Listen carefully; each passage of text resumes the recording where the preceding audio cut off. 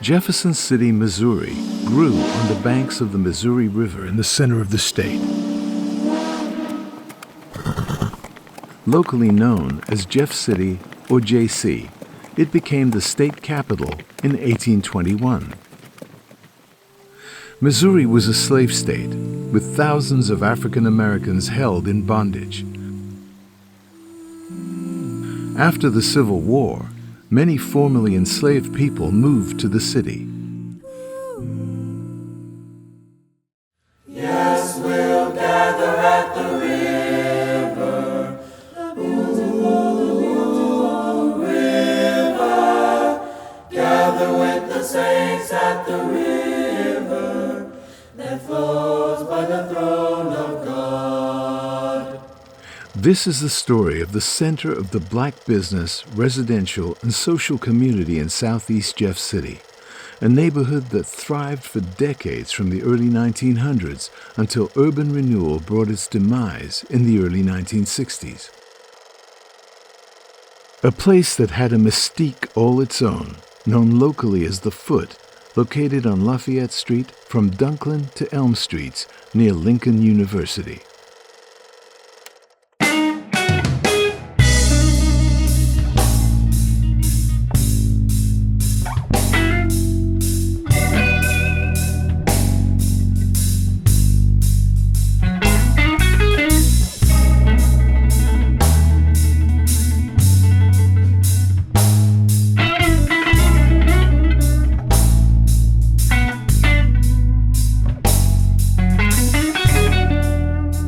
In Jefferson City, there was always this mysterious place that everybody talked sort of in a whisper about sometimes, depending on who you're with. If you were with your minister, you didn't talk about it much at all. And if you were with people you knew real well, you would say, "Have you ever been to the Foot?" And it was really strange. Everybody thought the Foot was really something different, but it wasn't. The reason it was called the Foot was because it was at the bottom of Lincoln Hill. Lincoln sits up on a hill, and those 2 blocks known as the Foot were right at the foot of the hill. So they called it the Foot down there. Where are you going? Down on the Foot. And the Foot had all sorts of things. I remember it had 4 barbershops, had restaurants, a hotel, and filling station. There was just everything you needed there at the Foot. And on weekends, there were some things that you didn't need that were at the Foot. But as you got older, the more you enjoyed it. And I learned to really enjoy the Foot. Well, it was a nice neighborhood to me, you know, and we had our grocery stores and hotel right there and Tops Barbecue, and there's just a lot of things. Jack King's, you know, we'd go in there and get candy, you know, different things. I liked Lafayette Street. It was like a going on street, but it had something going on, yeah. You hear that saying now, it takes a tribe or it takes a village. That was a village. You had people looking out for each other. You had people looking out for the young people. As I've said before, I've acquired a lot of my knowledge and wisdom from just listening to those older people on Lafayette Street. I loved every bit of it. I really did. It was safe. It was a community of people that you knew that cared about people. They were neighbors. They would put you in check. If you just didn't even think about doing much, because if you did, they would not only correct you and were comfortable and had permission to do it, they would then let your parents know they did it. And you automatically knew it was okay. So, and it was all out of love. You knew that they didn't want to, it wasn't about hurting or offending you. But the same people that would correct you were also the same people that were teaching you. Good neighbors. They accepted the students and faculty, and we accepted them. In fact, I'd walk through Lafayette Street from my girlfriend's house holding hands. And you're talking about 51 and 52. Everybody spoke to each other because along the Lafayette Street, there was not only just a few commercial, but people's homes was next to a gas station, a restaurant. So it was a close community, and people respected each other.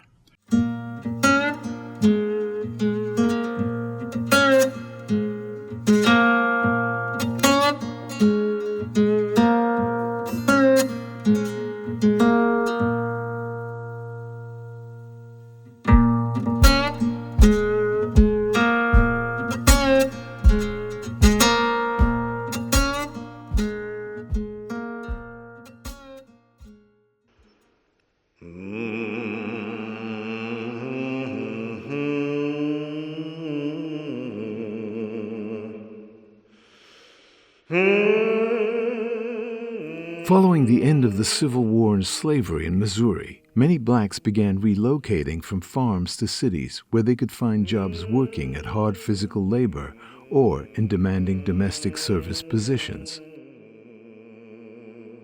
Jobs in riverside towns included loading freight aboard steamboats plying the Mississippi and Missouri rivers.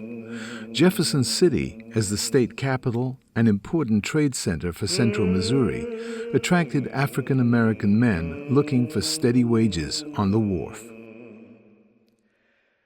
Black families moving to Jefferson City first settled uptown where they were close to their jobs on the wharf or other manual labor positions, and close to the hotels and homes of wealthy white merchants where they worked as maids or servants. Many lived in a place called Logan's Landing or on Hog Alley, not far from the state capitol building. But by the 1890s, the white establishment began efforts to encourage black citizens to relocate away from the city center. By 1900, more than half of the African American families in Jefferson City had relocated to an area at the southeast edge of the city limits near Lincoln Institute, a black college founded in 1866 by Union Army Civil War veterans of the 62nd and 65th Colored Infantries. This new location for the black community was more acceptable to the white population of Jefferson City and consistent with the continuing segregation efforts of white community leaders.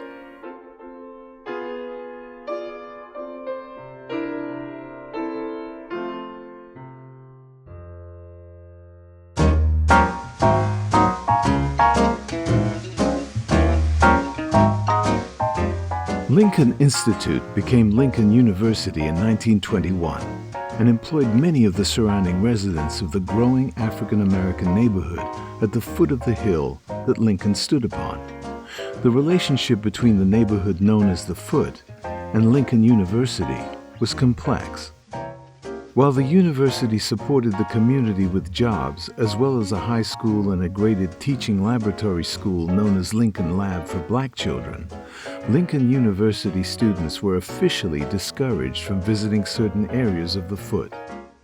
Although the students didn't always pay close attention to the administration's direction for their free time, Foot residents watched over the Lincoln University students who were often far from home and short on cash.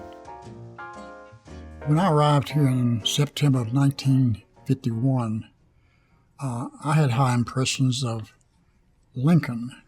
The faculty and staff and students at Lincoln who were cornered up on the campus would come down for whatever activities they could encounter. It got the name The Foot from the folks on the campus. And as I see it, and as I said, in 51, we didn't have about 600 students at Lincoln, football team, basketball, and on the weekends, if we were not participating in some sport, you had to have something to do. So we'd go down to the bottom of the hill and have a beer, find a place to eat, something like that. The lab school went to 8th grade, and then you were on campus with other college students. Automatically made you want to go to college. It's been said, that, Lincoln University was separated from the Black community or there's a higher status. No, it wasn't.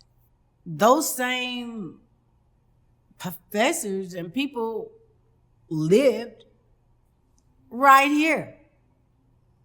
The kids were going to school together. We were all doing the same thing, just like in any other area, but we were working together, building together. Guess what? When you're segregated, that creates a closeness. Miss Leona Rice owned the Booker T, and there's just no way to describe her other than an earthly angel. She fed as many students from Lincoln as the cafeteria did, and many times she fed them free. And I will never forget, she asked this boy, she said, "Do you want a pork steak sandwich and a bowl of chili?" And he said, "No, Miss Leona, I don't have any money." She said, "Do you want to see the back of my hand? I didn't ask you if you had any money. I asked if you wanted a bowl of chili and a sandwich." And as she was doing all this fuss and she was fixing it together and shoving it right in front of me, he had to eat it. And he better not say anything more about paying her.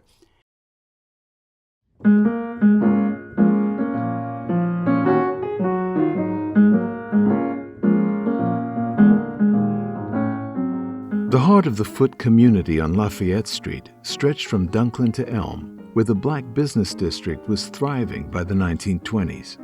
There were houses mixed in between the businesses, and black folks lived not only on Lafayette Street, but along the intersecting streets in the area. The Foot had churches, a park, and a community center for its residents. This segregated neighborhood included households which could afford city utilities, but others which could not. Even by the 1950s, for some Foot folks, coal stoves, outhouses, and no running water was simply their way of life. Mules pulling vegetable wagons still plodded along Lafayette Street at harvest time. Successful black businesses on the Foot included Tops Barbecue, Turner's Gas Station, Jack King's Store, Wingy's Grocery, 4 barbershops, a hairdresser, photographer, and the crown jewel of the Foot, the Booker T Hotel. The Booker T was not only one of the few places traveling black people could stay in Jeff City, but it also had Miss Leona's Cafe, live jazz, rhythm and blues, and a going-on nightlife. We had a coal stove in the living room, and we didn't have a toilet. We just had a pot.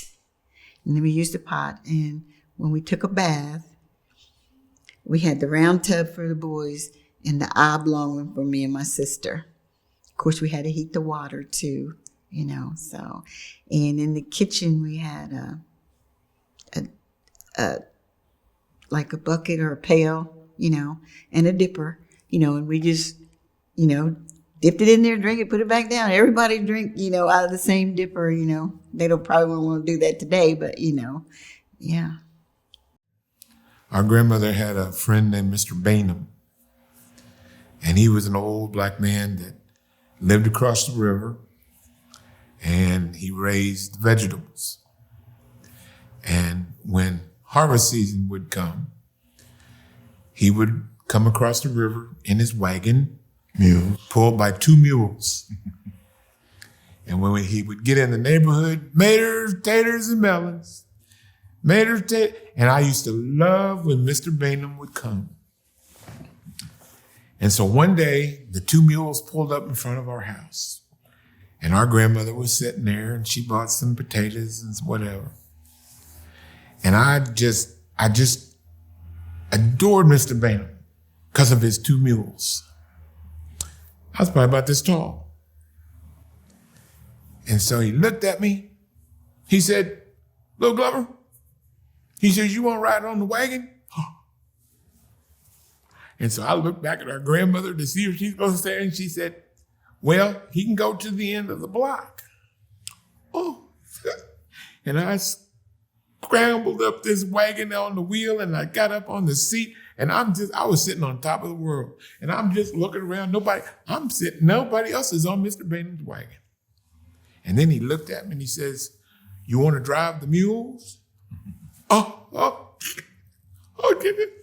And so he handed me the reins. He said, "Now you got to hold both of them." I remember, and he said, "You got to hold them like this." And he said, "You whip them like that and go, hup there." I thought, okay, hup there. And all of a sudden the mules started walking.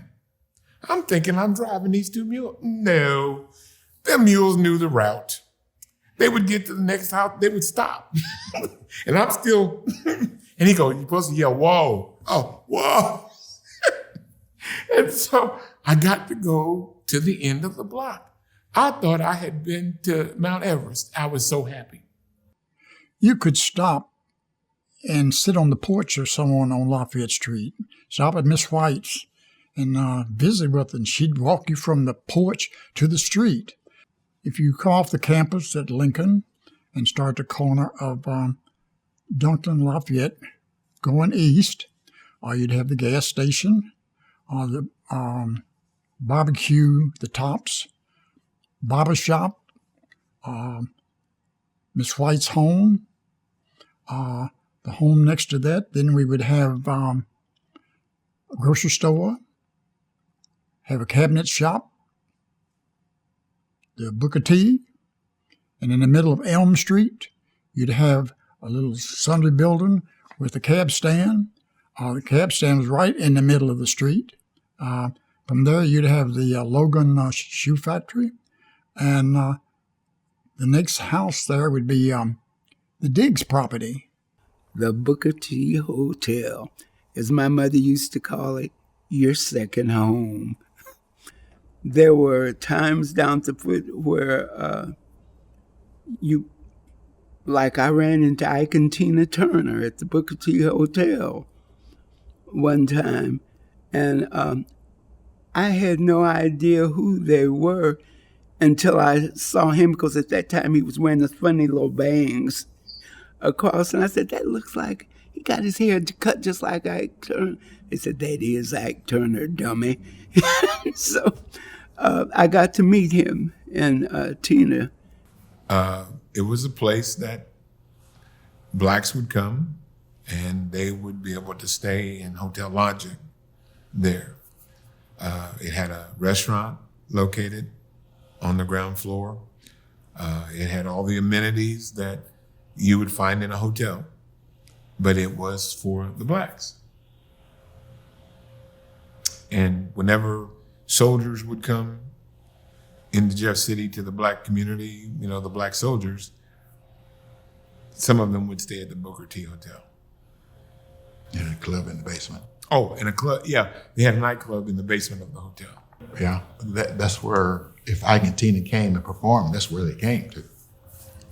I mean, that was the place where, on the weekends, it was normally on the weekends, that they would put on the shows. And I mean, the place would just be packed. I mean, and back in those days, when, like you talking about the soldiers, a place for them to go, Columbia, Jeff City, Fulton, maybe Mexico.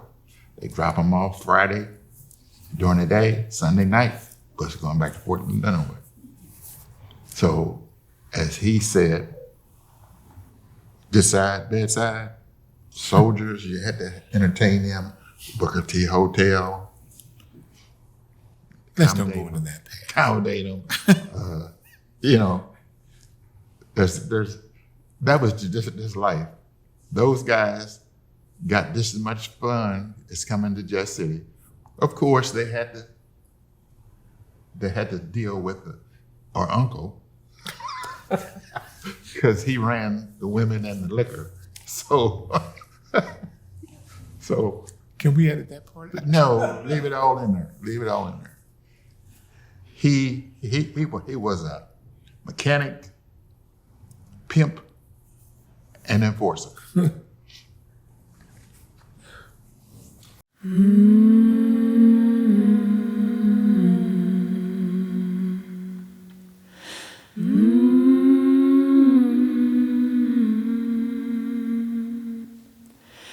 Change is coming for us all. A change is coming. You can win it in the right direction. You can ask it not to call. But change is coming, coming.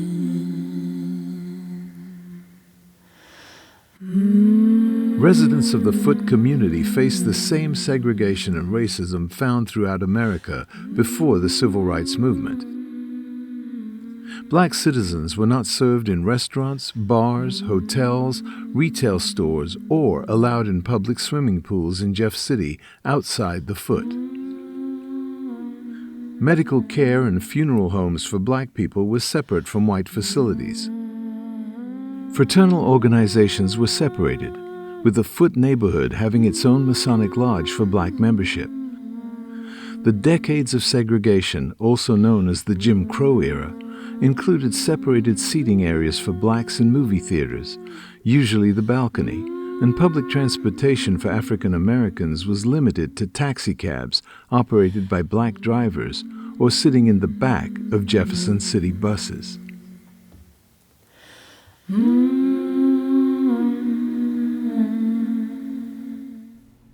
In those days, when you left the black community or you went out of the house,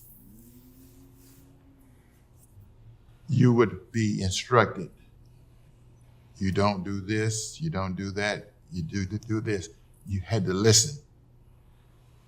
Because if we would get out of line and say just any words, yes, sir, yes, ma'am, it was important that we do that, because if we got out of line, somebody could do something to us.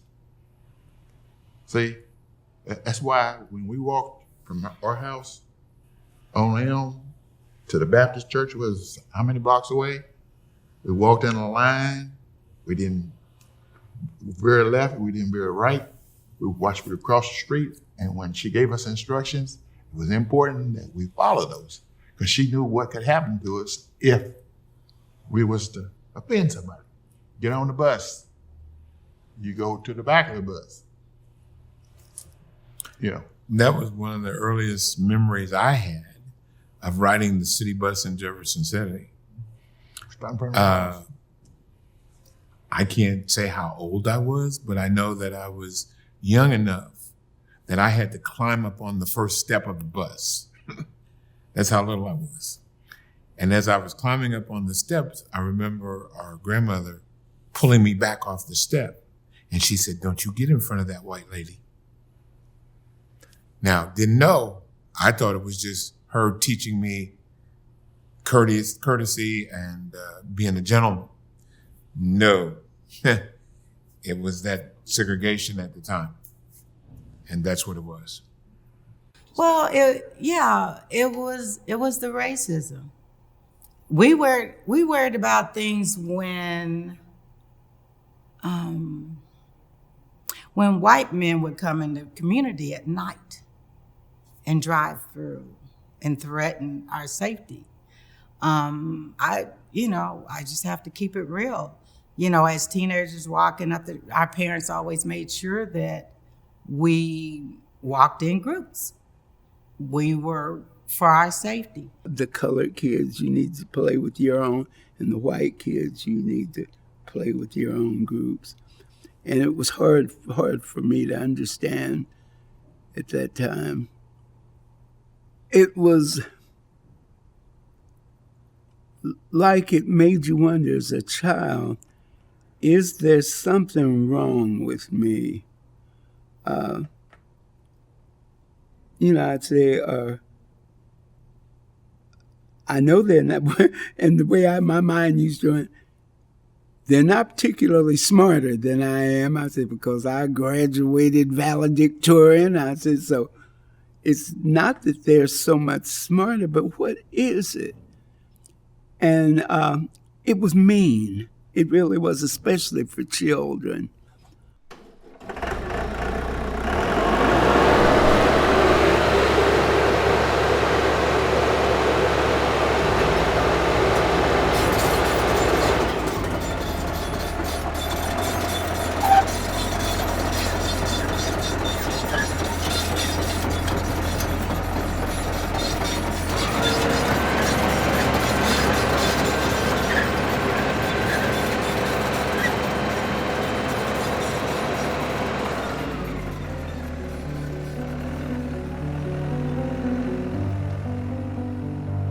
The businesses and homes on Lafayette Street that made up the Foot community were demolished as part of two major construction projects in Jeff City during the 1960s. The building of US 50, later named the Rex Whitten Expressway, and the related urban renewal efforts undertaken by the Jefferson City Housing Authority. The Foot was one of thousands of neighborhoods bulldozed by the nationwide Federal Highway Improvement Plan, an urban renewal program between the late 1940s and early 1970s in the United States. The urban renewal efforts across the country were meant to replace so-called slums or blighted areas of cities with new housing, public buildings, parks, roadways, and commercial areas in the hope of better property values and tax revenue, along with improved local living conditions. Federal funding for these efforts was handled locally as part of city planning efforts. But the roots of the new highways and city rehabilitation often meant the destruction of low-income, minority neighborhoods. Properties were purchased through eminent domain or by the local housing authority, and the displaced residents were assisted in finding new homes either in new public housing project apartment buildings, existing nearby housing, or newly developed suburban neighborhoods. The Jefferson City Urban Renewal Program included the Elm Street Public Housing Apartments and 3 nearby housing redevelopment areas, Campus View, Weirs Creek, and Capitol View, developed in the 1960s and 1970s. Lincoln University, the historically black college on Lincoln Hill, worked closely with the Jefferson City Housing Authority in the urban renewal efforts that ended the historically black Foot neighborhood, coordinating community meetings to explain the plan and process, assisting in relocations, and ultimately benefiting from the removal of the Foot through property acquisition, which created a more desirable surrounding view, in the opinion of campus administrators. The legacy of urban renewal in Jefferson City, as it is in the nation, is divided. Those who point out the development successes from these efforts in city planning are balanced by unhealed personal hurt that remains strong among those with fond memories of a community lost. Randy Halsey led urban renewal outreach efforts to the Foot neighborhood on behalf of the Jefferson City Housing Authority and Lincoln University. One of the requirements in both urban renewal and public, in any federal funds, is to have public hearings. You can't walk down the street and tell people we're going to buy your property and relocate you tomorrow. So we had community neighborhood meetings at the churches and the other organizations to prepare them for what we were going to try to do with the plan we had set up. And it was accepted a whole lot better because you're always going to have opposition to something new. And we didn't bring all the folks on campus down. We met and said, look, we're here to have a meeting, not to talk about how smart you are, how dumb we are. We're here to talk about how we can make a difference. And it worked. It was try to bring the residents with an understanding of what we're going to do. As I recall it, the main opposition wasn't from the folks in the neighborhoods. The opposition was from outside sources. The realtors, the business people who felt they hadn't been given a shot on the future of it. People react one-on-one than they do in a group setting. Now, in a group setting, they want to say a different way what they want to say. But when they get behind closed one-on-one, the subject is not too bad, nothing I can do about it. But when you have someone in a group setting, he wants to do a little showcasing, but he's altogether a different person, one-on-one, than he was when the speaker tells him what we're going to do.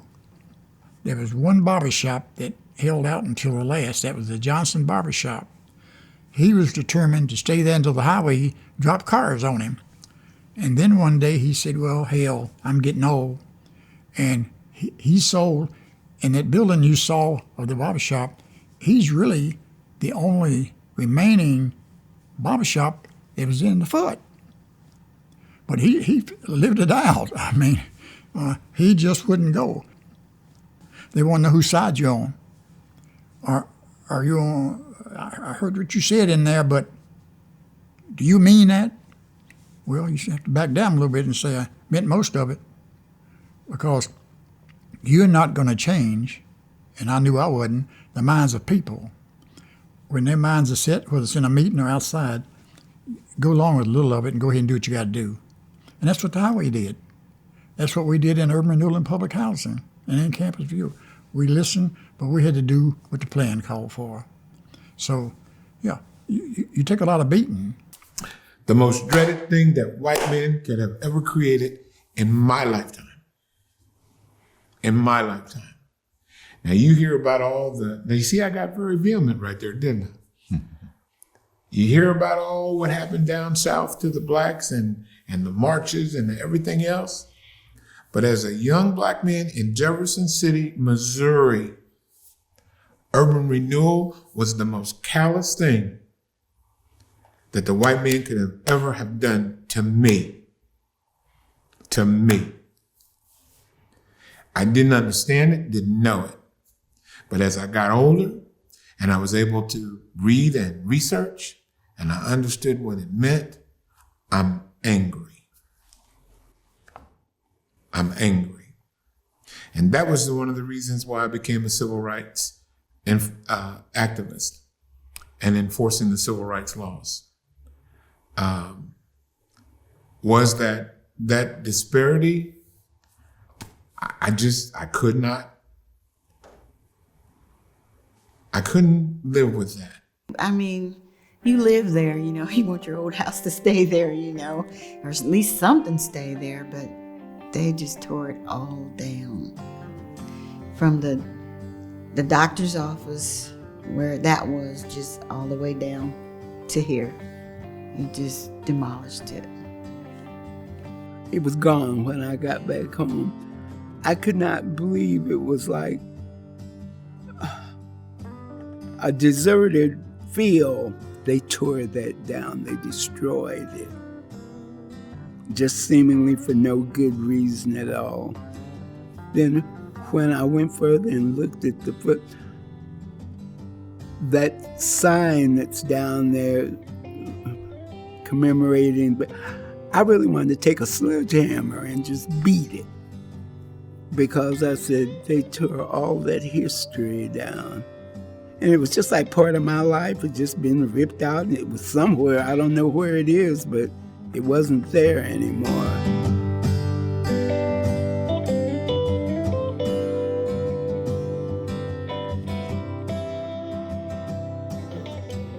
The foot was just one part of the urban renewal efforts in Jeff City, but its removal reminds us there was a human cost for past city rehabilitation plans that was usually paid by minority residents.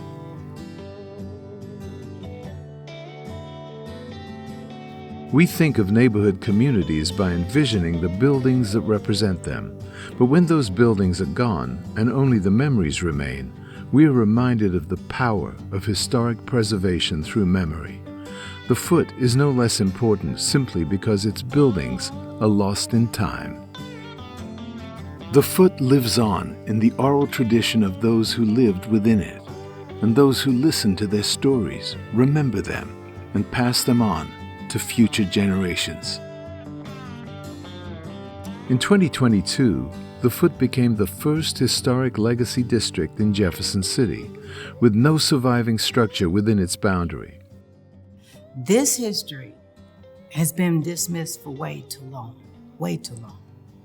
And I'm just thankful that it's finally coming out. It has to be recognized, it has to be protected, and it has to be shared in such a way and embraced in such a way that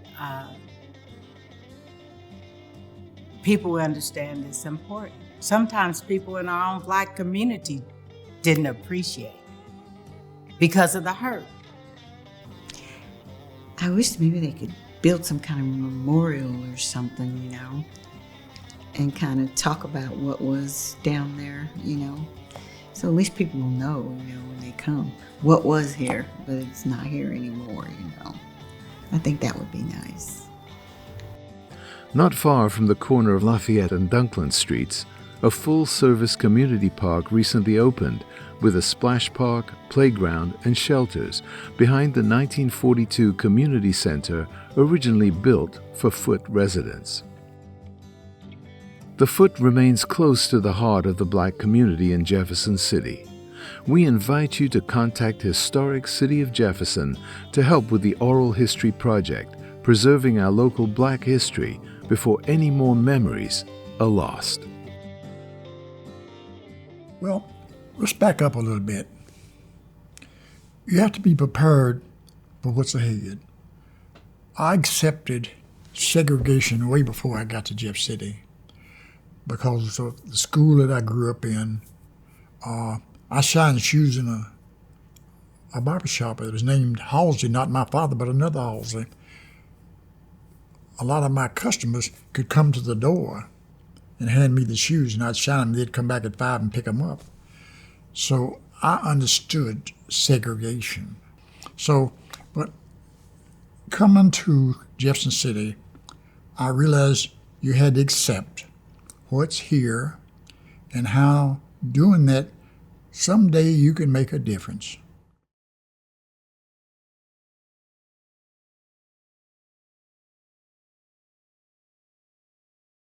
Well, we've all grown up, and Mom has passed on. So if I may, I'd like to dedicate this to my mother. The very thought of you, and I forget to do the little ordinary things that everyone ought to do. And that's how I remember my mom.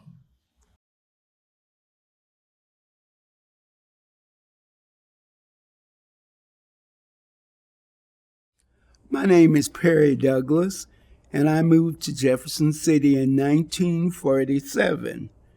I lived in the Black community there, and I frequently, very frequently, went into this area called the Foot.